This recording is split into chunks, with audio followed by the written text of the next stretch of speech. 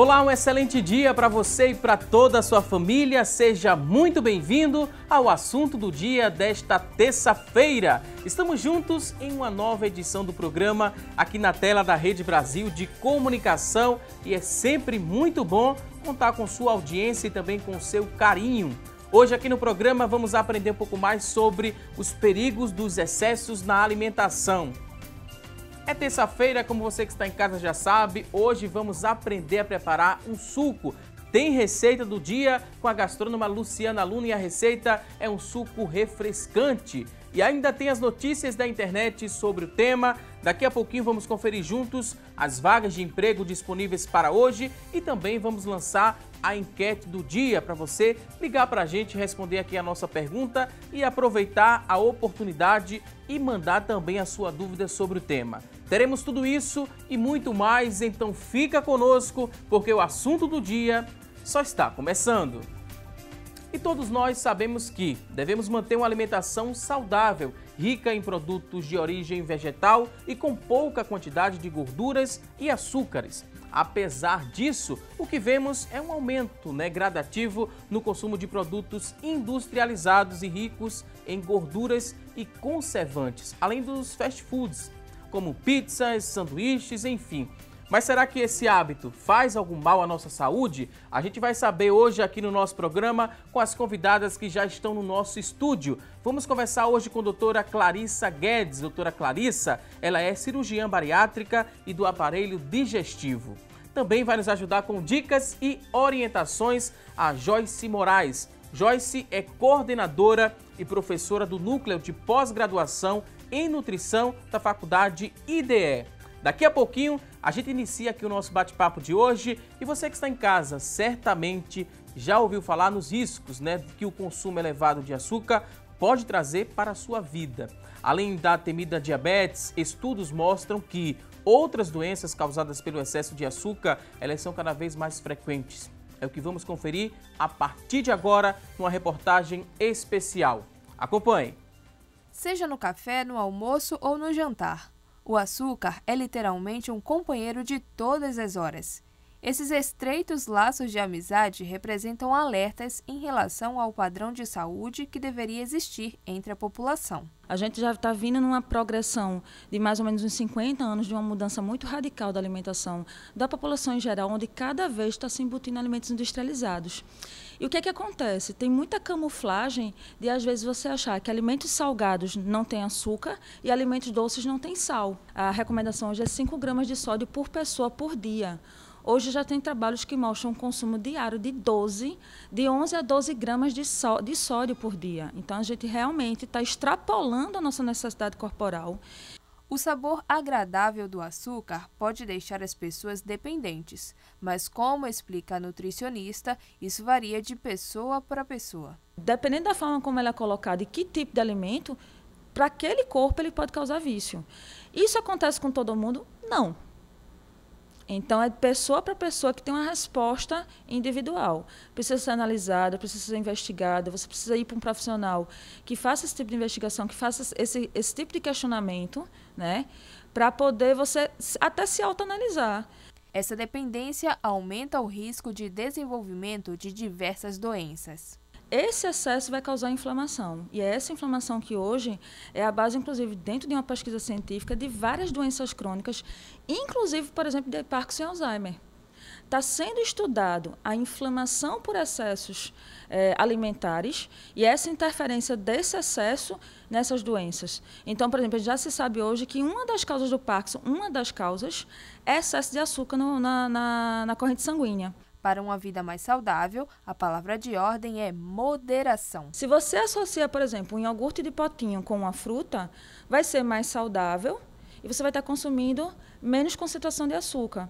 Ou até, de repente, colocar uma castanha associada, que é um tipo de gordura natural, que é uma gordura que tem alguns benefícios para o corpo, que dá saciedade, que, inclusive, essas castanhas também são ricas em micronutrientes, como zinco, como selênio, como magnésio, como cálcio. Então, também vai trazer saúde para esse momento mesmo que você faça uso de um alimento industrializado. Outra dica é investir nos alimentos naturais. E no lema, descascar mais para desembalar menos. Ter o cuidado, por exemplo, hoje com o consumo de tapioca, ele tem um índice glicêmico alto, ele vai ter uma resposta insulinêmica alta. Então, eu posso comer toda hora, todo dia? Olha, o ideal é que não coma toda hora e nem todo dia, porque você tem uma variedade imensa de alimentação aqui no Nordeste, que a gente tem como substituto a fruta-pão, o girimum, a abóbora, o inhame, o cará São Tomé, a batata doce. Então, a gente tem uma variedade muito grande para você ficar focada só num único alimento. Pois bem, diante de tanta variedade, né, qual tem sido a sua prioridade? Você tem descascado mais e desembalado menos? Vamos falar muito essa palavra de ordem, né, que foi dita aí na reportagem, consumir com moderação. Vamos trazer também muitas outras dicas no decorrer aqui do nosso programa, mas chegou o momento do assunto do dia, que a gente abre espaço aqui para você interagir, para você participar, começar enviando sua pergunta e também respondendo a nossa enquete.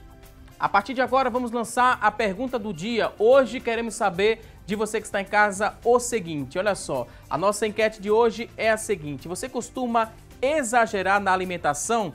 Sim ou não? Você tem esse hábito? Liga pra gente, a pergunta é bem objetiva. Você vai ligar para responder também de forma objetiva no 3424-1547, que é a nossa linha interativa. A partir de agora ela está disponível para você interagir com a gente. Também temos o 3424-1977, são 2 números para você interagir, participar, deixa seu depoimento, sua pergunta e responde também a nossa enquete do dia. Se você tem acesso ao WhatsApp, né, pode também mandar sua pergunta no 99209-4819, 99209-4819, você acessa o WhatsApp, deixa aí várias perguntas, porque daqui a pouquinho nossas convidadas terão o maior prazer em responder a sua dúvida. E se você tem acesso ao Facebook, pode entrar já na nossa fanpage facebook.com/assunto do dia. Você entra lá, deixa a sua frase, seu depoimento. Daqui a pouquinho a gente lê tudo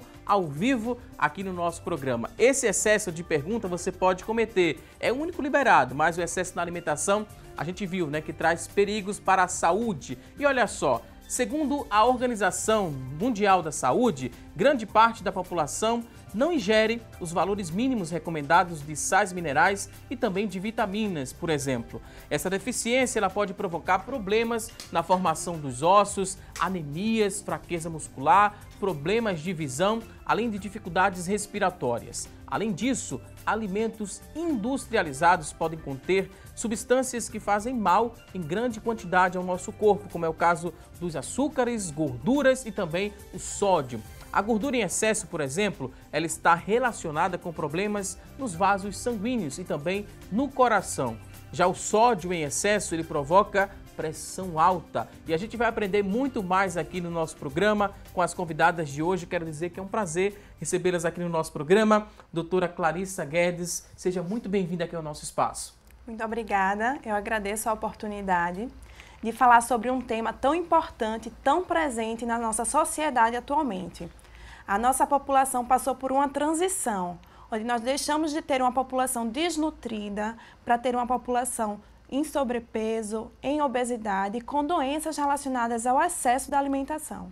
Teremos muito tempo para falar sobre isso e refletirmos também, né, sobre o assunto. Queria dar boas-vindas também a Joyce Moraes, coordenadora e professora, né, do Núcleo de Pós-Graduação em Nutrição. Seja muito bem-vinda aqui ao nosso espaço. Muito obrigada, estou muito feliz de estar aqui hoje com vocês e poder interagir com todo mundo de casa para tirar dúvidas sobre esse tema tão importante que é a alimentação. Como fazer uma alimentação saudável e sem excesso. Como não cometer esses excessos, né? A partir de que momento a gente meio que reflete sobre a nossa alimentação, né? Que ela está passando ali dos limites, que ela já está sendo excessiva, o consumo excessivo do açúcar, do sódio, também de gorduras. Como é que a gente pode perceber que aquilo ali já é um excesso? Eu acho que um dos fatores bem preponderantes mesmo seria o peso, mas às vezes nem o peso é tudo, porque eu vejo muitas pessoas magrinhas com peso adequado e achando que por ter um corpo adequado não precisa fazer atividade física, muito menos controlar a alimentação. Então assim, o corpo fala. Quando começa a dar alguns sinais e sintomas, a questão de fadiga ou alterações em exames laboratoriais e check-ups de rotina, ou então queixas como cansaço, indisposição, e isso pode estar sim atrelado com a alimentação. Você pode estar fazendo excessos aí. E isso pode ser observado, né, doutora Clarissa, desde a infância. Esses hábitos geralmente, né, eles são formados ali ainda na infância e com o passar do tempo eles vão ganhando força e a criança vai tornando-se um adolescente, um jovem, cometendo vários erros ali naquela alimentação e esses erros eles podem serem transformados, né, em um problema mais sério de saúde. A obesidade é um desses problemas sérios? Exatamente. O que nós vemos hoje é nossa população obesa não apenas de adultos, mas principalmente de adolescentes e crianças também obesas. E essa obesidade pode estar relacionada a alterações hormonais, mas a grande maioria dos casos está relacionada a má condução em relação à alimentação, o excesso de fast food, como você falou, e os hábitos inadequados, como o sedentarismo, ficar bastante tempo na frente da televisão, com o celular. Isso tudo prejudica e atrasa e retarda a evolução e o crescimento da criança e do adolescente também. Quando a gente fala em alimentação saudável, é com ausência do fast food, de gorduras, ou não é mais, né? Não é só isso, tem uma definição mais ampla. Não é só isso. Hoje em dia a nutrição, graças a Deus, mudou e está com uma visão diferenciada. Hoje a gente se preocupa mais em qualidade do que quantidade. Obviamente, quando a gente fala de criança, pode, vamos dizer, numa festinha, comer um doce. Ou, por exemplo, hoje você vai sair com os amigos e quer comer algo diferente. O que a gente vê é a constância dos hábitos. A pessoa que come fast food todos os dias, né? Como a Roberta Morgana estava falando no vídeo. Ah, tapioca. Será que comer tapioca todo dia, várias vezes ao dia, vai ser saudável? Ou será que se eu comer uma tapioca hoje, porque é um domingo, eu saí com minha família, mas eu sei que eu vou comer essa tapioca, eu almocei adequadamente, eu pratiquei atividade física. Então, o mesmo alimento em visões diferentes. Eu acho que o que a gente manda atualmente, o que mais manda na nossa vida é equilíbrio. Porque senão a gente não consegue nem viver, ficar tão engessado dessa forma. Mas existem alguns alimentos que realmente a gente deveria cortar, como por exemplo refrigerantes. A gente não vê um fator diferente da tapioca, que pode ter uma proteína legal, que pode ter fibra, dependendo do recheio. A gente fala, né, do aparelho digestivo, cada pessoa tem um aparelho digestivo e cada pessoa reage, né, e vai, né, consumir. Às vezes um produto que eu faço o consumo, você também pode fazer, né, e pode meio que, em mim, ele acumular mais gordura, ele tem uma reação diferente no corpo. Aí, no geral, como é que a gente poderia entender, né? Porque tem gente que come muito, né? Come bastante e não ganha peso. Já outras pessoas comem pouco e tem essa tendência de ganhar muito peso. Tem relação com o metabolismo, com o aparelho digestivo, que é um pouco mais preguiçoso, não é? Como é que a gente poderia explicar isso para quem está em casa? Nós temos vários fatores que influenciam na taxa de metabolismo basal de cada indivíduo, incluindo, por exemplo, a quantidade de músculo em relação à quantidade de gordura que você tem no corpo. Fatores também como, por exemplo, raça, gênero, idade, hábitos familiares, sedentarismo ou não, a prática de atividades físicas. Isso tudo influencia diretamente no acúmulo corporal de energia, seja na forma de gordura, açúcares ou proteínas. Mas a gente pode perceber de forma diferente também os efeitos imediatos do excesso da alimentação. Por exemplo, algumas pessoas sentem empachamento, outras sentem dores na região mais superior do abdômen. Algumas outras pessoas pioram o refluxo, outras pessoas vão ter alterações do hábito intestinal. Então, os efeitos do excesso não são apenas a longo prazo, com as doenças crônicas, como diabetes, obesidade, hipertensão, alterações do colesterol, esteatose hepática, mas também efeitos imediatos de mal-estar, piora do refluxo. Então, o excesso, ele também pode proporcionar esse tipo de sensação. Uhum. E algo muito interessante que a gente acompanhou também na reportagem, né, falando sobre o excesso do açúcar, relacionado, né, esse consumo excessivo com a doença de Parkinson, Alzheimer também. Muita gente desconhece, né? Eu mesmo desconhecia, aprendi agora com a doutora Morgana e agora a gente reforça com a Joyce, né, Joyce? Isso, a gente tem, antigamente a gente achava que açúcar dava diabetes e aumentava o peso, ponto. E sal, pressão alta, ponto. Hoje em dia a gente não sabe, então, por exemplo, a questão do açúcar mesmo em excesso no cérebro infantil pode causar hiperatividade. Então, crianças que têm TDAH, que é o transtorno de déficit de atenção e hiperatividade, autistas também devem controlar essa questão.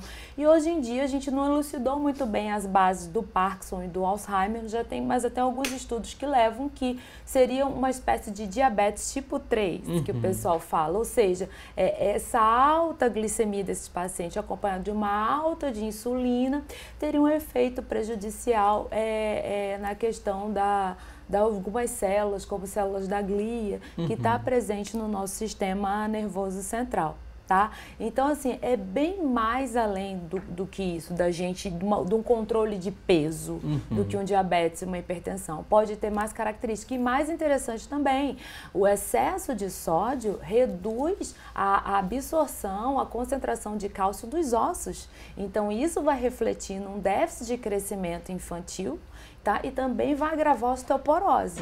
É o que a gente vê. Ah, eu tenho osteoporose, eu não preciso, eu tenho que comer bastante cálcio. Mas não adianta, se você comer bastante sódio e alimentos refinados, esse cálcio ele não vai conseguir ficar biodisponível para o osso. Isso mesmo na criança e no idoso também. O que acontece com o nosso corpo quando a gente se alimenta?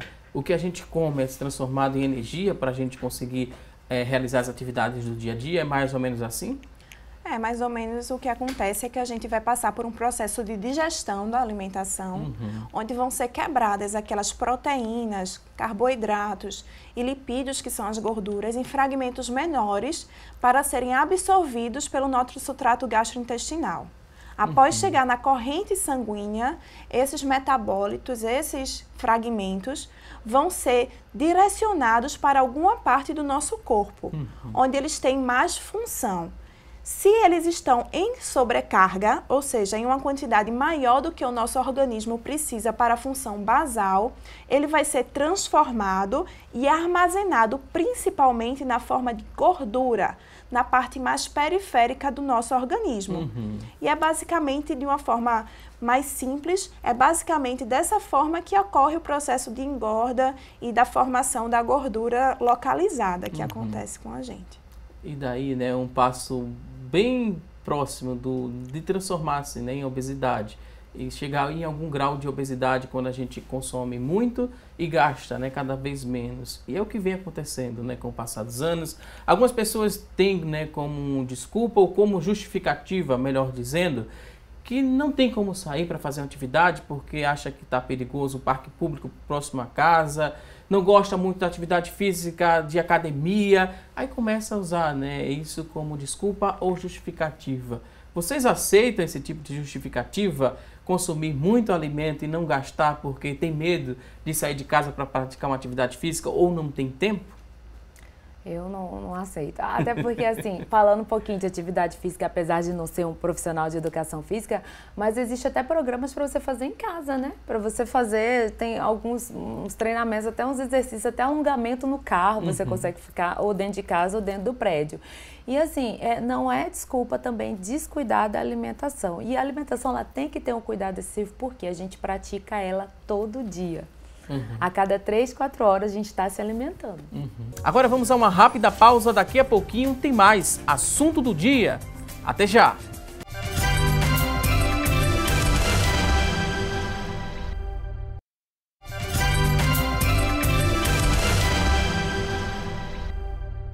Hoje no programa estamos falando um pouco mais sobre os perigos do excesso na alimentação. E a partir deste momento vamos juntos saber o que é notícia na internet sobre o tema. E a Tânia Silva é quem traz as informações a partir de agora. Olá, Tânia! Oi, Valdisson, um ótimo dia para você e para vocês que nos acompanham neste momento. O destaque de hoje é do blog Minuto Saudável. Conheça os perigos do sódio em excesso na dieta. A quantidade recomendada de consumo de sódio por dia é de 2.400 miligramas. A nutricionista Silva Spinelli alerta para os perigos do excesso do sódio na alimentação. Ela explica que, com o tempo, quadros de hipertensão arterial podem aumentar a possibilidade de rompimento de veias e aneurisma. Outro órgão bastante prejudicado com o excesso do sódio são os rins. Quando há muito sódio no sangue, podem surgir cálculos renais, as chamadas pedras nos rins, como é mais conhecido. E agora a gente volta ao estúdio para conversar um pouco mais sobre esse assunto com você, Valdisson. Ok, Tânia Silva, muito obrigado pelas informações. A gente segue para aprender um pouco mais sobre o tema. E a Tânia falou sobre esse consumo excessivo do sódio. Aí muita gente que está em casa, né, quer saber se o sódio é o sal que compra, né, aquele sal de cozinha para usar na alimentação. Só aquele sal é considerado sódio ou não? Como é que a gente explica isso para quem está em casa? O sódio é o mesmo que o sal de cozinha ou tem algo, né, mais amplo, né, uma definição mais ampla? Não, sódio, ele é um mineral que está presente no sal de cozinha, junto com cloro, né? Mas ele está presente em vários alimentos. Então, alimentos industrializados em geral, doces e salgados, que as pessoas acham que sódio só está presente em questões doces. Mas, por exemplo, suco de caixinha tem muito, suco de garrafinha, suco de pozinho, biscoito recheado demais, temperos prontos, temperos completos, realçadores de sabor, caldos de carne concentrado, tudo isso é rico em sódio. Uhum. E o sódio, ele também contribui para o acúmulo de líquido no corpo ou só é o refrigerante que faz isso? O sódio, o sal, ele é o principal fator de risco nutricional para a hipertensão arterial. Então, se nós pudéssemos escolher um fator que fosse o principal determinante para o aumento do nível pressórico, seria o sal. Porque ele altera um sistema hormonal do nosso organismo chamado renina, angiotensina e aldosterona. E aí ele termina sobrecarregando os nossos vasos e causando a pressão alta, que ao longo prazo vai alterar os riscos de doenças cardiovasculares, como por exemplo, infarto, angina, e também vai sobrecarregar o rim e a longo prazo trazer problemas como, por exemplo, a insuficiência renal. Vamos mostrar alguns erros comuns cometidos na cozinha por conta do consumo em excesso do sal. A gente tem uma tela aqui, vocês vão comentar essas informações que a gente vai trazer a partir de agora para quem está em casa. Erros comuns na cozinha relacionados ao consumo do sal. Consequências desses erros comuns, né? Hipertensão, como a gente falou, que essa hipertensão vai aumentar o risco do infarto, do AVC e da insuficiência renal, foi o que a gente acabou de explicar para quem está em casa. E a gente traz uma dica, né? A medida recomendada é 1 colher de café de sal para cada 4 porções. É preciso se preocupar dessa forma mesmo, medir ali a quantidade que a gente está consumindo ou não? A gente pode substituir, a gente pode fazer outra coisa, né, para que essa alimentação não seja prejudicada e nem nossa saúde. Podemos substituir. Brasileiro ama sal, né? As pesquisas mostram quando vão avaliar nossa alimentação, a gente adora botar um salzinho. Eu acho que um dos principais erros são esse daí, o saleiro à mesa. Tira o saleiro. Paladar é questão de hábito. A cada 30 dias, gente, nossas papilas gustativas, elas são modificadas. Então, a gente se adapta a novos sabores. Então, quer tirar o açúcar? Não tire de uma vez, não. Vai reduzindo aos poucos. A cada 30 dias, você vai se tornando mais fácil. A mesma coisa com sal. Então, utilizar sal o mínimo possível. Lembrando que sal para criança só a partir de 1 ano de idade. Antes disso, nem pensar. Papilas gustativas é que a gente sente, né, o sabor? Sim, na língua. A gente tem um grupo de papilas gustativas, uma que é para o sabor salgado, doce, amargo. A gente também tem para o sabor umami, que seria uma mistura. E o que acontece? Essas estruturas na superfície da nossa língua, elas são trocadas, né, modificadas a cada 30 dias. Então, por isso que os primeiros 30 dias sempre são os mais difíceis. Depois vão ficando mais fáceis, que você vai se adaptando. Isso é muito comum, por exemplo, em quem para de adoçar café, que aí vai reduzindo essa questão do paladar. E outra coisa também que eu esqueci de falar, Valtos, que é bem importante, um dos principais alimentos ricos em sódio são os adoçantes. É mesmo? Então, às vezes, você está fazendo uma dieta para emagrecer, certo? E é hipertenso, ou é paciente cardiovascular e está querendo fazer uma dieta, e aí o adoçante pode estar atrapalhando toda essa parte cardiovascular. Por isso que é muito importante, né? Falar em reeducação alimentar, em dieta, em situação, né, do aparelho digestivo, procurar um profissional da área de saúde, um profissional especializado, porque a gente às vezes cai em algumas armadilhas, né? A gente acredita, escuta um vizinho, um parente falar que daquela forma é o ideal, que ele já ouviu falar, já recomendaram, mas nem sempre é a forma mais segura da gente mudar todo esse hábito, né? Pode ser ali meio que uma armadilha e a gente tem que ficar longe. Na verdade, eu acho que você foi muito preciso nessa sua colocação, que o acompanhamento de um profissional de saúde é muito importante não só quando a doença já está instalada. A pressão alta, a diabetes, a esteatose, a obesidade, que a gente chama síndrome metabólica também. Não só quando ela está instalada, mas na prevenção de doenças.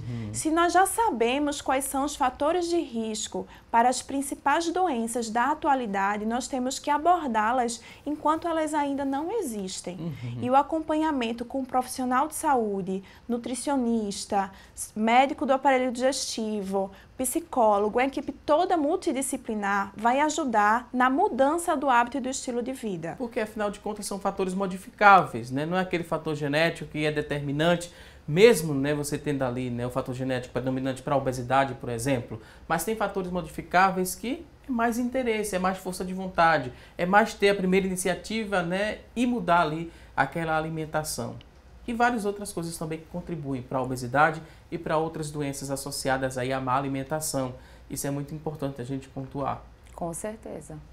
Vamos mostrar aqui outros erros comuns cometidos por você que está em casa e você vai mudar a partir de agora porque nossas especialistas aqui no estúdio estão trazendo informações interessantíssimas e acendendo esse alerta a você que está em casa que você pode fazer isso o quanto antes. E não custa muito não, hein? Só custa aí um pouquinho de tempo e interesse. A dica é você preferir misturar, né, ervas, fazer mistura com ervas e condimentos que simulam ali o sabor do sal, em relação a você cometer menos erro nesse consumo. Porque muita gente diz que só consegue trazer o sabor à comida quando se coloca uma pitadinha de sal. Mas aí você pode usar ervas. Quais ervas que podem ser utilizadas para substituir esse sabor do sal? Para trazer ali, né, um gosto a mais a essa comida. Todas as ervas secas e frescas também. Então, a maioria, inclusive, consegue ser cultivada em casa, em apartamento mesmo, porque tem pouca necessidade de espaço. Então, a gente pode misturar alecrim, hortelã, cominho, pimenta do reino, alho, cúrcuma. Nossa, as opções são variadas e o preço é baixo. Se a gente sair agora, for numa feira livre ou na seção de temperos secos de qualquer supermercado, a gente consegue pacotinhos a menos de R$1, um valor de R$1 a R$3. E aí a gente pode melhorar. E detalhe, a partir do momento que você junta essas ervas ao sal, elas têm as funções de combater substâncias chamadas radicais livres. Radicais livres são substâncias que, se produzidas em excesso no seu corpo, desencadeiam uma série de doenças. Então não é só melhorar a pressão arterial, você fica mais saudável. E quando a gente se alimenta com mais, né, alimentos naturais, né, in naturas, o alimento in natura, a gente ganha muito e a digestão fica mais fácil também? Isso, porque o alimento industrializado, ele tem componentes que vão dificultar a digestão. Então, é normal, depois que começa de se alimentar com alimentos muito processados, a pessoa ter esses sintomas, como nós já falamos, de empachamento, de refluxo. Irritação, né? Exatamente, porque isso tudo está associado ao processamento desses alimentos. E para um alimento, né, ficar tanto tempo ali na prateleira, ele precisa de conservantes, às vezes vem corantes também. E a gente vê estudos, né, que comprovam que esses alimentos com corantes, adoçantes, enfim, eles podem, né, causar também o câncer. Ultraprocessados também podem trazer o câncer, né, como consequência, às vezes até a médio prazo, né, doutora? Isso, a gente tem, inclusive, estudos recentes e muito importantes na nossa literatura médica, mostrando evidências importantes de que o câncer está associado à resistência à insulina e à obesidade. Porque essas situações, elas criam um processo de inflamação crônica no nosso organismo, favorecendo há o desenvolvimento de câncer a longo prazo, como, por exemplo, o câncer de intestino, o câncer de esôfago, o câncer de mama após a menopausa, o câncer de útero e inúmeros outros tipos de neoplasias. Agora a gente vai conferir, né, erros comuns na cozinha em relação à gordura. Antes, né, a gente sabe que tem gordura boa e gordura ruim. Aqui a gente está falando da gordura ruim, depois a gente explica que gordura boa e onde a gente encontra essa gordura boa. Gordura, esse erro comum. Consequência, o entupimento das veias do coração e também o ganho de peso. Esse tipo de gordura, quais alimentos tem, né, que podem trazer essas consequências aqui? A gente está falando da gordura saturada de cadeia longa e muito longa, tá? Que aí, quem tem isso aí? Biscoitinho recheado, salame, linguiça, salsicha, hambúrguer, capa de picanha. E a gente também está falando daquela gordura transsaturada, que é a famosa gordura trans, tá? Não se engane, muito produto no mercado vem escrito 0 trans, mas não é, tá? Um exemplo, outro nome da gordura trans é gordura hidrogenada. Então é muito comum a gente ver no mercado, tá lá, produto 0 trans, e quando você vai ver tem gordura hidrogenada. Então exemplo de gordura hidrogenada, biscoito recheado tem, a maioria dos biscoitos também tem, produtos de panificação prontos também tem, e essas lasanhas prontas, pizza pronta, tudo isso tem gordura trans. Então a questão da gente reduzir, que é que a gente precisa menos, e aumentar a ingestão de gorduras benéficas. Então exemplo de gorduras benéficas, a questão do óleo de coco é benéfico, tá? O pessoal fala muito de óleo de coco e emagrecimento, mas o ponto não é aí, é porque ele é uma gordura do bem, é que as pessoas acham que tudo que é bom emagrece, nem sempre. Açaí também é uma gordura do bem, abacate, azeite, a nossa castanha de caju, a castanha do Brasil, que é a castanha do Pará, tudo isso são gorduras boas. A gente traz aqui, né, a medida recomendada, não é proibido comer frituras, mas esse consumo não pode ser todo dia, né? Tem que ter ali um momento certo de colocar essa fritura na alimentação. Bom ficar distante, mas quando a dieta também é muito restritiva, ela não vai trazer prazer e a pessoa dificilmente vai conseguir continuar com aquele hábito. Tem o momento do escape, né? Pode se consumir, mas com certa parcimônia, a gente poderia dizer assim. Isso. Com certeza. E também tem algumas estratégias que a gente chama de técnica dietética. Então, por exemplo, hoje em dia, eu não sei se você já viu, mas alguns vegetais como inhame, batata doce, cortados finos, levados ao forno, ficam parecidos com batatas fritas. Sim, já fiz com batata doce. Sim, e aí é uma fritura, vamos dizer assim, uma fritura fake, de mentirinha. A gente tem algumas técnicas que a gente consegue fazer isso aí. Então, o forno, hoje em dia, a gente usa muito pouco, mas o forno tem como a gente sinalizar essa crocância, esse aspecto de fritura. E sobre a frequência da fritura, eu acho que é melhor procurar um profissional de saúde, um médico para avaliar, para fazer todo um check-up, um nutricionista para ver os outros aspectos da sua alimentação, para ver em qual momento dá para inserir. Porque antes de tudo vocês pedem, né, fazem meio que uma anamnese, né, uma análise ali do corpo daquela pessoa que está querendo resultados ou ter, né, vida longa com qualidade. Isso, porque o acúmulo de gordura, o problema dele não é apenas estético, né? Vamos ter alterações inflamatórias no corpo e se a gordura ela se deposita dentro do abdômen, um tipo de gordura que a gente chama gordura visceral, que é a que se deposita no fígado, nos órgãos dentro do abdômen, a gente tem repercussões deletérias, porque a pior gordura, o pior tipo de acúmulo de gordura é esse aí, que a gente está associado a outras doenças graves para o organismo, como a resistência à insulina, a diabetes e o aumento significativo do risco cardiovascular. E por que é mais fácil, né, acumular a gordura nessa região, a gordura visceral, como foi explicada? Na verdade, não é mais fácil. Algumas pessoas têm mais predisposição para a gordura abdominal, visceral, do que outras pessoas. Existe um tipo de depósito de gordura que é muito frequente também, principalmente nas mulheres, que é a gordura ginecoide, que é a paciente que fica obesa, principalmente nos quadris e nem tanto dentro da gordura visceral. Então, nós temos alguns fatores, por exemplo, raça, componentes genéticos, e tudo isso vai determinar o tipo principal de acúmulo de gordura. Mas o mais deletério é a gordura visceral, aquela que se acumula dentro do abdômen, que é a pessoa que está obesa, com o abdômen bem aumentado, né? Vamos pedir licença mais uma vez às convidadas, porque daqui a pouquinho a gente volta para falar um pouco mais sobre os excessos na alimentação. Vamos a uma rápida pausa e até já!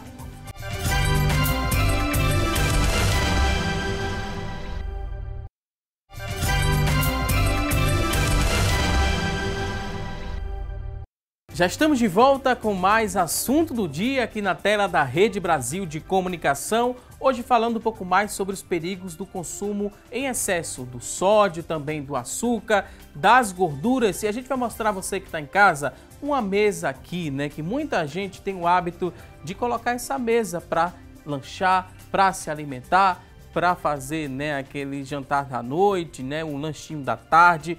Mas esses alimentos que estão aqui à mesa, eles devem ser evitados ao máximo. Por quê e de que forma a gente consegue evitar esses alimentos? Pois é, todos esses alimentos aqui, eles têm componentes que vão gerar alguns malefícios. Então, vamos começar com esses dois aqui primeiro. Refrigerante de que é o cola. Refrigerante e o leite condensado, né? A doutora Clarice estava falando ainda há pouco mesmo sobre a questão da insulina alta, promovendo a questão de câncer, né? E tantas outras doenças. Então, esses dois alimentos aqui, também juntamente com o biscoito recheado, mas mais esses dois aqui, eles são fatores para desregular a taxa de insulina, fazer um mecanismo chamado resistência à insulina, hiperinsulinemia, que vai dar esses malefícios. Eu tenho uma dica para quem está em casa: tirar de uma vez só não vai dar certo. Então, a gente pode começar com substituição. Então, exemplo, que tal trocar esse refrigerante aqui e começar a ingerir suco de fruta natural misturado com água com gás? A água com gás não é tão legal assim, porque ela tem um fator assim que seria a questão de sódio, mas é bem mais saudável do que o refrigerante. Quanto o leite condensado, a gente pode estar substituindo, por exemplo, por mel, que também faz um aumento da insulina, mas qual é a diferença do mel para o leite condensado? Tem diferença? Não tem corante, não tem conservante, tem vitaminas que melhoram o sistema imunológico. Mas também não é porque é bom, eu vou comer um pote de mel, tá? Aí tem algumas pessoas, desculpa interrompê-la, tem algumas pessoas que têm como justificativa que o refrigerante, doutora Clarissa, ele traz um pouco de melhora na digestão. A pessoa come bastante, né, a ponto de dizer: estou empachada, não consigo comer mais nada, já estou mais do que satisfeito e só um refrigerante de cola me ajuda na digestão, faz eu me sentir um pouco mais leve e ter a impressão de que a digestão vai ser feita a partir do momento que eu ingiro um refrigerante de cola. Como é que a gente explica esse fator? Tem algum fundamento isso? É mesmo? Acontece isso mesmo? A gente pode encontrar justificativa em dois fatores principais. Principalmente por conta da acidez e do conteúdo gasoso do refrigerante e também por ser um líquido, vai promover um esvaziamento mais rápido do estômago. No entanto, se você for colocar na balança o risco e o benefício da ingestão de um refrigerante, em nenhum momento nós vamos ter um benefício maior do que o risco e os danos que essa ingestão de refrigerante vai trazer para a saúde do indivíduo que está ingerindo, tanto a curto quanto a longo prazo. Então, não é recomendado, em busca de uma melhora da digestão, você ingerir refrigerantes.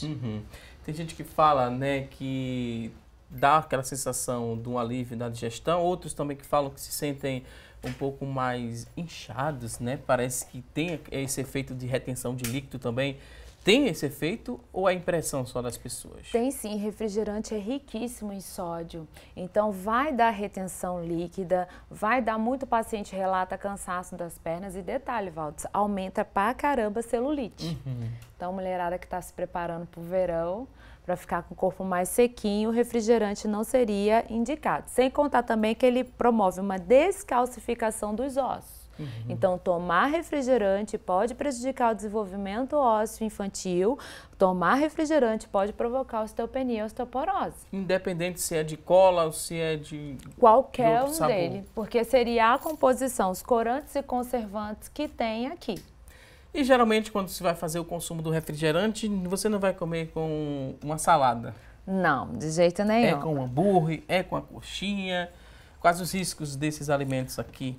São ricos em gorduras saturadas, mas hoje em dia a gente já tem versões mais saudáveis. Então, como eu estava falando, hoje em dia já tem alguns estabelecimentos que vendem e também tem receitas na internet da gente fazer essa coxinha, entendeu?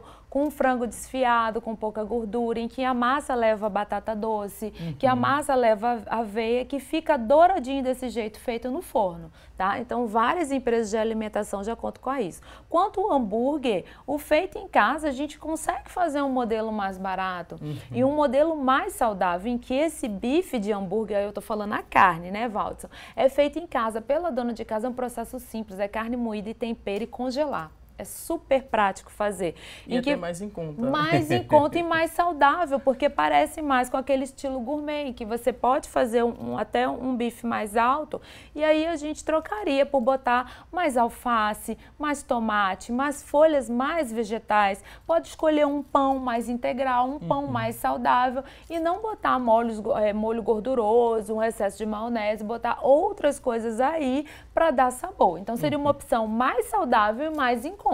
No caso, né, o alface, a tomate, a verdura, vai trazer esse equilíbrio, né? Pode-se trazer um equilíbrio dessa ajuda. Não é que tem uma folha de alface, então eu posso comer quantos hambúrgueres eu quiser. Mas é bem interessante, é bem pior aquelas pessoas que eu observo que quando vai pedir, pede sem nada, tá? As fibras, elas vão fazer com que retarde essa absorção de açúcar, ela dificulta a absorção de gordura, tá? E sem contar que ela tem um efeito benéfico no trato gastrointestinal, tá? Que vai melhorar principalmente a microbiota intestinal, que tem a ver que são bactérias, né? Micro-organismos, muito deles do bem, que tem no nosso trato gastrointestinal e que vai promover um efeito positivo na nossa saúde. Tem muita gente que reclama, né? Que quando começa a consumir pão, e às vezes em exagero, em excesso, né, tem um certo episódio de inflamação, de desconforto. Aí muita gente vê na internet, né, as dietas sem glúten. Todo mundo pode fazer, doutora Clarissa? Será, doutora Clarissa? Todo mundo pode restringir, né, algum determinado grupo alimentar para melhorar essa digestão? Existe uma doença que exige a restrição do glúten, né? Então, assim, essa necessidade que se divulgou, principalmente na mídia, sobre a restrição completa e absoluta do glúten, ela não se aplica para as pessoas que não têm essa doença, certo? Que é a doença celíaca. Mas o glúten, ele também é uma substância inflamatória. Então, assim, se pode restringir, é positivo, é uma restrição positiva, mas não é necessária a remoção completa do glúten se a pessoa não tem a doença que exige esse tipo de remoção, que é a doença celíaca. A gente encontra na farinha de trigo, né, o glúten, quais outros ingredientes? No trigo, na aveia brasileira, porque o cultivo é junto com o trigo, cevada, centeio, tá? E é interessante que a gente tem glúten também em vários alimentos escondidos, salsichas, hambúrgueres, linguiças, requeijão, tá? Todos eles podem levar à questão do glúten. E aí a gente vê alguns pacientes com os excessos. Tipo, é isso que eu questiono. Então, às vezes, no café da manhã come pão, que tem glúten. Aí, no meio da manhã, come biscoito, que também tem glúten. Aí, no almoço, come macarrão, que tem glúten. À tarde é bolo, que tem glúten. Ou seja, você comeu glúten em todas as refeições. E por que a gente não pode substituir, já que a gente tem inhame, macaxeira, acará, batata doce, tapioca? Todos eles não têm glúten, com a diferença do pão seguinte, que tem vitamina e mineral. Então, quando eu pego um inhame, ele tem complexo B, diferente de um pão desse que só tem carboidrato. Diferente também da coxinha, né, e dos outros alimentos que estão aqui expostos, a gente tem agora o período de volta às aulas. Os pais estão preparando as lancheiras cada dia, né? Tem pai que faz questão, pai e mãe, de colocar, né, uma lancheira diferente para essa criança se alimentar na hora ali do intervalo. Alguns pais colocam só esses alimentos aqui na lancheira. Às vezes não colocam refrigerante, mas colocam um suco industrializado com um pacote de biscoito, um salgadinho desse aqui. Não é para fazer isso. Não é. Não faça isso com seu filho. Não faça. Tem um estudo recente que mostra que alimentos coloridos artificialmente reduz a atenção da criança no período escolar. Então, a criança ela tem que estar focada na aula. Então, assim, todos esses dois aqui são coloridos artificialmente. Opção de substituição, uma pessoa que come um salgadinho desse salgado, quer algo salgado que faça crack. Castanha faz crack, chips de vegetal faz crack, algumas frutas também faz. Esse esse daqui seria a questão do chocolate, mas assim, a gente tem vários tipos de chocolate. A gente tem um chocolate acima de 70%, que é um chocolate de uma qualidade boa, melhor. Então, ele pode ser substituído, por exemplo, por biscoitos caseiros, que mais uma vez vão sair mais baratos e mais saudáveis. Sobre os sucos de caixinha, eu concordo. Hoje em dia, a gente tem opções boas industrializadas. Uma dica para a mãe que está assistindo, pai que está assistindo é: procure aqueles que têm no rótulo escrito suco integral, em que a composição só tem suco. Não leva água, não leva corante, não leva conservante. Já existem boas marcas no mercado. E aí o pessoal fala, mas como é que não estraga? Através de um processo chamado pasteurização e embalagem a vácuo. Que aí eu garanto uma qualidade microbiológica sem corantes e conservantes. Ou a opção mais simples, a garrafinha com suco feito em casa. Certo? A gente está voltando, né? Você está percebendo, Valdes, que até os adultos estão usando marmita, lancheira, né? Você está vendo que a gente está fazendo um retorno, né? E que bom, né? Que bom. Ainda há tempo de fazer isso. Que bom. Independente da idade. Até mesmo, a doutora Clarissa pode dizer, algumas doenças tinham uma incidência, uma prevalência menor antigamente, acho que talvez pelo estilo de vida dos nossos avós. Dos nossos avós. Quais doenças a gente poderia pontuar, né, para exemplificar que hoje tem mais incidência? Antigamente mal se ouvia falar, né? E obesidade em criança, principalmente, era algo que a gente não debatia muito. E hoje a gente debate mais, né, doutora Clarissa? Exatamente. É como eu falei, houve uma transição do perfil epidemiológico de doenças na população brasileira. Seguindo os países desenvolvidos, deixou de haver desnutrição. Não existia antigamente essas doenças relacionadas às síndromes metabólicas, a hipertensão, a diabetes, o excesso de peso, a obesidade. O que existia era desnutrição, por falta de acesso à alimentação de qualidade. E a gente trocou o perfil epidemiológico de doenças da nossa população brasileira, vem trocando. Cada vez mais nós temos obesos em nossa população, pessoas com sobrepeso, com gordura abdominal. Relacionada ao quê? A facilidade do acesso à alimentação. É muito mais fácil hoje a gente ter acesso à alimentação fast food e principalmente ao sedentarismo, que é estimulado pela facilidade que nós temos à informação. Então, é muito mais fácil estar sentado na frente da televisão, é muito mais fácil estar sentado na frente do computador do que ir buscar informação. Aí, no caso, né, chegando a um grau de obesidade, a gente apresentou a doutora Clarissa como também cirurgia bariátrica. Todo mundo, né, que chega com esse diagnóstico de obesidade pode fazer esse tipo de cirurgia ou não? Precisa preencher alguns outros requisitos? Então, a cirurgia bariátrica, ela é uma forma de tratamento para as pessoas que tentaram e não tiveram sucesso no emagrecimento com acompanhamento nutricional. E essa tentativa, ela tem que ter sido realizada com acompanhamento da nutricionista por pelo menos o período de 2 anos. Estando a pessoa obesa, tendo tentado emagrecer e sem ter conseguido, ela pode procurar a ajuda de um cirurgião bariátrico para poder tentar conseguir a melhoria da sua qualidade de vida. E a gente tem alguns critérios de peso que a gente enquadra numa coisa chamada IMC, que é o Índice de Massa Corporal, onde a gente divide o peso corporal pela altura ao quadrado. E dependendo do IMC, o paciente pode ter indicação de realizar a cirurgia bariátrica ou não. Não só o IMC, como as doenças associadas, por exemplo, hipertensão, diabetes, esteatose hepática, alterações da autoestima, doenças vasculares, doenças cardíacas, tudo isso entra num critério de seleção que o cirurgião bariátrico ele vai poder identificar e verificar se o paciente tem ou não indicação de realizar a cirurgia. Para não chegar ao ponto de precisar fazer a cirurgia bariátrica, é praticar atividade física, é se preocupar também com a alimentação e também com a qualidade do sono, né? Esse tripé é muito interessante para quem quer viver mais e viver com qualidade de vida. Realmente, se preocupar todo dia com a questão da alimentação é um hábito diário, não é só de segunda a sexta e sábado e domingo, tudo bem? E sono foi importante você falar, viu? Já tem alguns trabalhos que apontam que ao dormir mal, a compulsão alimentar aumenta durante o dia. Então tem pessoas que descontam no alimento porque tem uma noite de sono que não é adequada.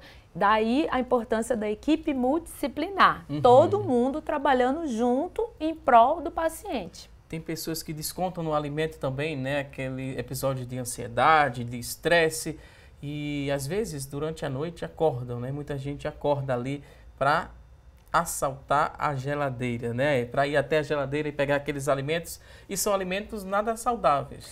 Porque nesses episódios o que sacia a pessoa são alimentos ricos em gorduras e ricos em açúcar, que vão passar uma sensação de prazer para esse cérebro. O que eu posso dizer sobre isso? Primeiramente, pode ser sim um distúrbio hormonal ou algum distúrbio de neurotransmissor. Daí é interessante procurar outros profissionais, procurar o endocrinologista, o neurologista para trabalhar isso aí. E também pode ser déficit de vitaminas e minerais.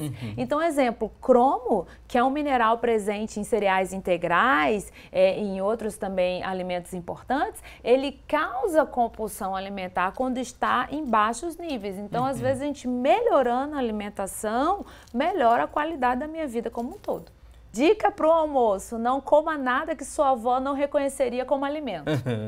Faça isso, é arroz, é feijão, é carne, é frango. As pessoas também falam que dieta é cara, que fazer dieta, comer bem é caro. Não é, gente, arroz não é caro, feijão não é caro, carne, frango, peixe, uma salada de vegetal, pronto, tá perfeito, é o almoço aí perfeito. Caro e difícil é esperar uma fila, né, de um hospital, esperar por atendimento. Cuidados de saúde são caros, né? Prevenir sempre é mais barato do que tratar, com Vou certeza. pedir licença mais uma vez aqui às convidadas, a gente vai agora para um rápido intervalo. Daqui a pouquinho a gente volta para responder a sua pergunta. Você que mandou dúvidas no WhatsApp, fique atento, daqui a pouquinho a gente responde ao vivo. Vamos a uma rápida pausa e até já!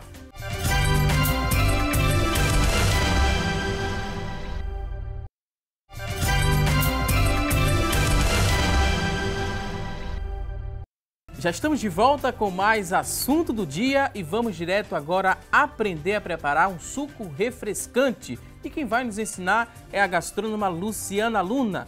Bom apetite!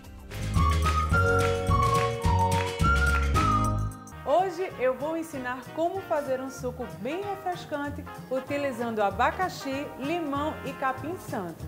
Então pegue papel e caneta e anote os ingredientes deste delicioso suco. Para a receita de hoje você vai precisar de meio abacaxi, 3 limões, 8 folhas de capim-santo, açúcar demerara a gosto, água e gelo. Primeiro nós vamos cortar o limão. Então aqui eu tenho 3 limões, eu vou cortar ao meio, lembrando que eles estão lavados. E vou retirar este miolinho branco do centro.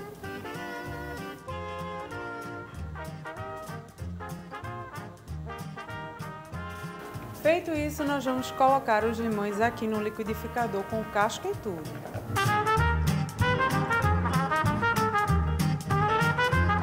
Aqui eu tenho abacaxi já cortado, meio abacaxi, eu vou colocar também. E vou colocar a água.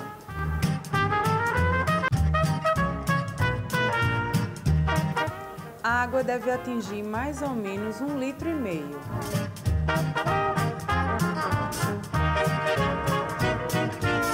Eu vou bater primeiro esses dois, em seguida eu vou acrescentar o capim-santo e bater também.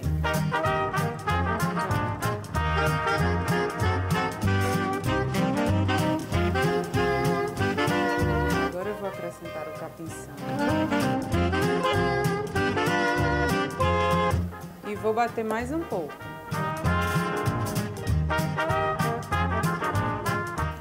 Após peneirar, nós vamos voltar para o liquidificador.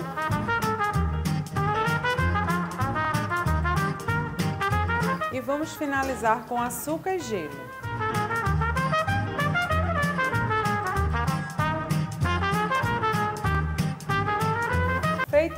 é só bater. O suco já está pronto. Agora eu vou fazer uma pequena decoração na bordinha da taça. Aqui você vai molhar a taça na água e em seguida no açúcar.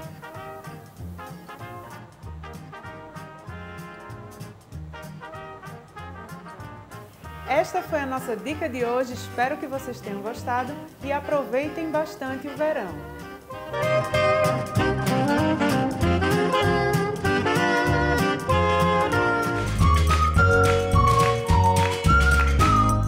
Gostamos e gostamos bastante dessa dica da Luciana Luna, a gente agradece aqui pela parceria. Você que está em casa, perdeu algum detalhe da receita? Não se preocupe, porque assim que terminar esta edição do programa, a gente vai disponibilizar essa receita na íntegra. Basta você acessar a nossa fanpage, que é o facebook.com/assunto do dia. Você acessa e vai encontrar a receita completinha.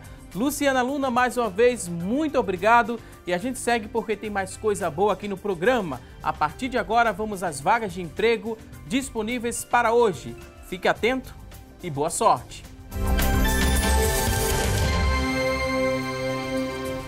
A você que está em busca de uma recolocação no mercado de trabalho, preste muita atenção aqui às oportunidades a partir de agora. Olha só, 3 vagas para ajudante de cozinha, 3 oportunidades. Para preencher uma dessas vagas, exigência que você tenha ensino médio completo, experiência de 6 meses, R$ 1.098 é o salário. São 3 vagas para ajudante de cozinha. Vamos a mais vagas de emprego, olha só. Agora tem 3 vagas para copeiro de hospital, 3 vagas. Ensino médio completo é a exigência, 6 meses de experiência, R$ 1.098 é o salário. São 3 vagas para copeiro de hospital. Outras oportunidades, agora tem 9, olha só, 9 vagas para jardineiro, escolaridade não exigida, experiência de 6 meses, R$ 1.127 é o salário. 9 vagas para jardineiro. Você que está em casa se interessou por uma dessas oportunidades? Elas são do Sistema Público de Emprego, Trabalho e Renda. Ele fica localizado na Avenida Rio Branco, no número 155. Avenida Rio Branco, número 155. O telefone para contato, você vai agora pegar o papel e a caneta. Tome nota: 3355-2900, 3355-2900. Mais uma vez, desejo a você boa sorte em busca dessa recolocação no mercado de trabalho.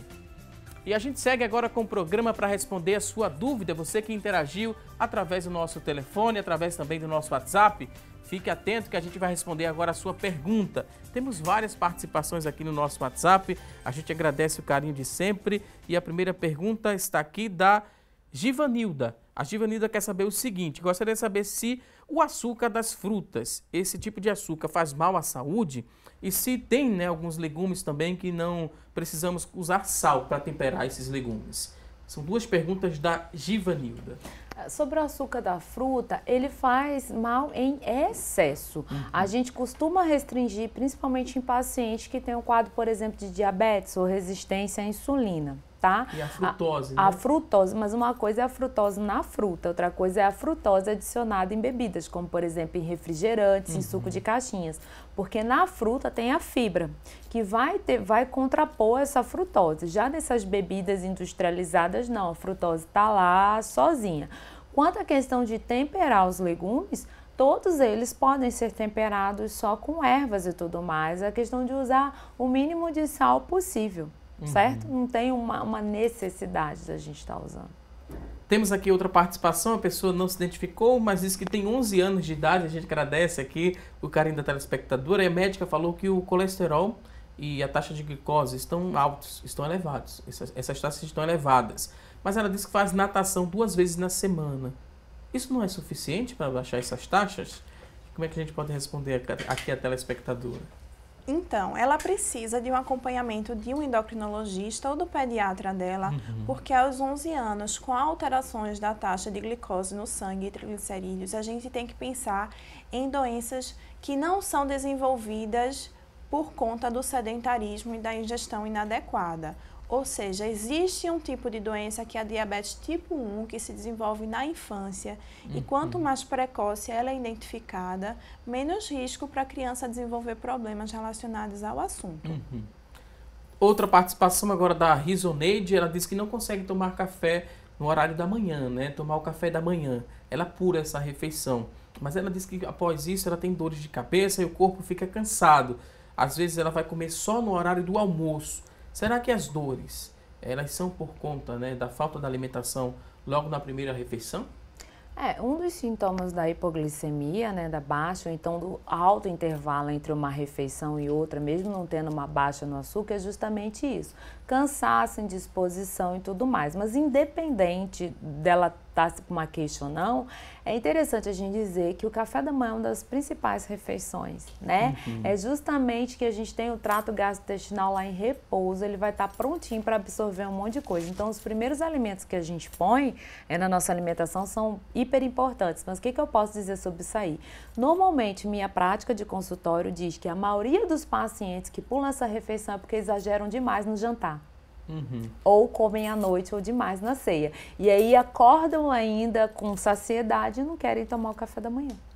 Outra pergunta agora chegou por telefone, Jair Galvão, do Jordão Alto, que sempre participa aqui do programa. Ele quer saber o seguinte: quais os alimentos que devo evitar e quais posso consumir sem arrependimento? Consumo sem arrependimento? Água. É o único que me vem à cabeça, né? Eu acho que, na verdade, qualquer alimentação que você faça de forma balanceada e com alto valor nutritivo, ela não vai causar arrependimento, porque nós precisamos dos alimentos para sobreviver. O problema são os excessos, quando você ingere mais do que você gasta e também de má qualidade. Mas as alimentações balanceadas, de alto valor nutricional, como nossa nutricionista falou hoje, elas são sim importantíssimas, porque nós precisamos das vitaminas, dos minerais, dos carboidratos, das proteínas e dos lipídios para sobrevivermos. Mais alimentos naturais, menos alimentos industrializados. Outra participação sem identificação, a pessoa quer saber o seguinte: ela diz que começou a escutar as explicações e refletiu bastante e sabe que precisa mudar o quanto antes, né, o hábito alimentar, pois diz que gosta de consumir muito sal e quando está ansiosa, como muito doce. Dá parabéns aqui às convidadas e foi bom, né, esse momento aqui do programa, porque muita gente está refletindo neste exato momento. Tem que mudar o hábito, tem que ser aos poucos, né, tem que ser algo gradativo. É uma coisa gradativa, essa mudança requer tempo, gente. Imagine a gente fazendo uma alimentação errada por anos, não vai ser em uma semana que a gente vai resolver tudo. Mas eu queria expressar a minha felicidade, porque acho que a gente, como profissional de saúde, tem o papel de educar a população. E aí você vê que iniciativa boa a gente poder levar um pouquinho de informação juntamente com vocês aqui. Vamos a outra pergunta? A pessoa aqui não se identificou, mas queria o seguinte: como é que se explica uma pessoa que tem uma alimentação correta e que faz exercícios todos os dias e sofre um infarto?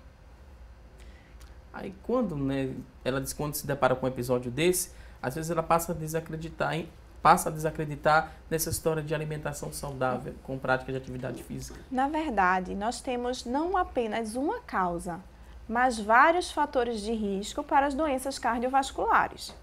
Então, uma causa modificável, ou seja, que você pode mudar para evitar as doenças crônicas, é a alimentação, é o hábito saudável de vida.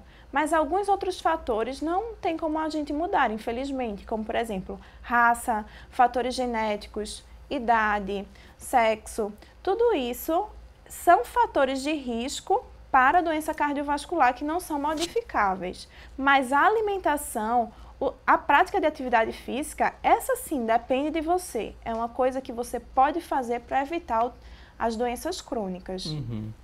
Temos aqui outra participação, vem lá de Carpina, pergunta agora, a pessoa não se identificou, mas fala que o marido dela fez uma cirurgia, né, é safenado há 3 anos. E ela diz que cuida da alimentação do marido e também adotou esse estilo de vida mais saudável. No horário da manhã, ela diz que faz uma tapioca, uma batata doce, um cuscuz, papa de aveia e evita o pão.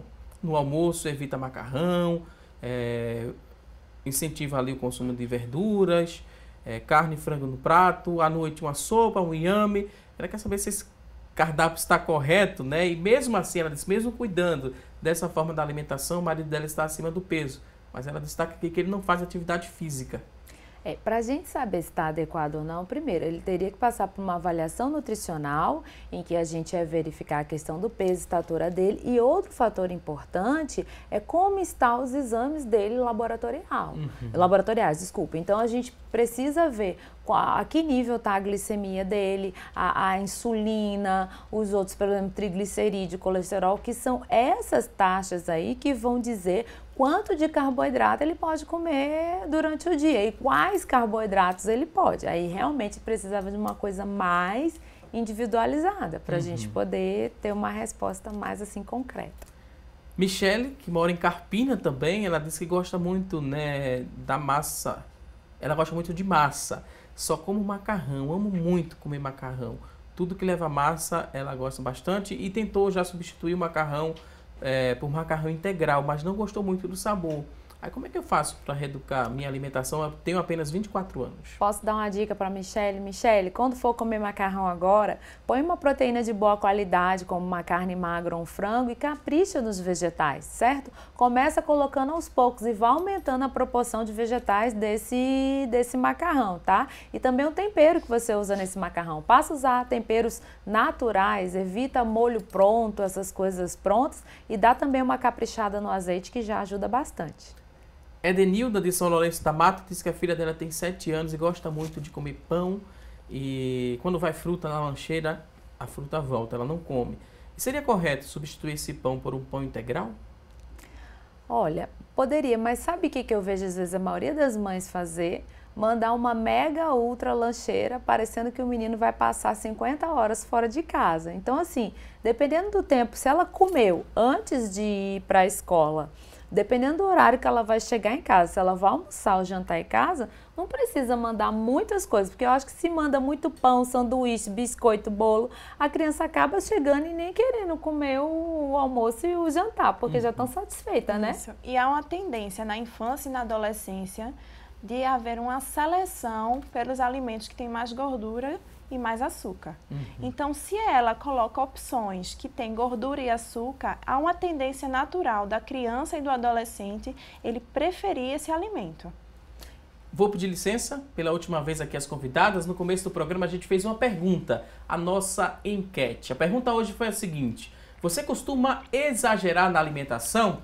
Das pessoas que ligaram pra gente, participaram, 53% disseram que sim, costumam exagerar na alimentação e 47% responderam que não. Que bom, né? Que 47% não está exagerando, mas a gente traz, né, o alerta para quem está exagerando, 53%.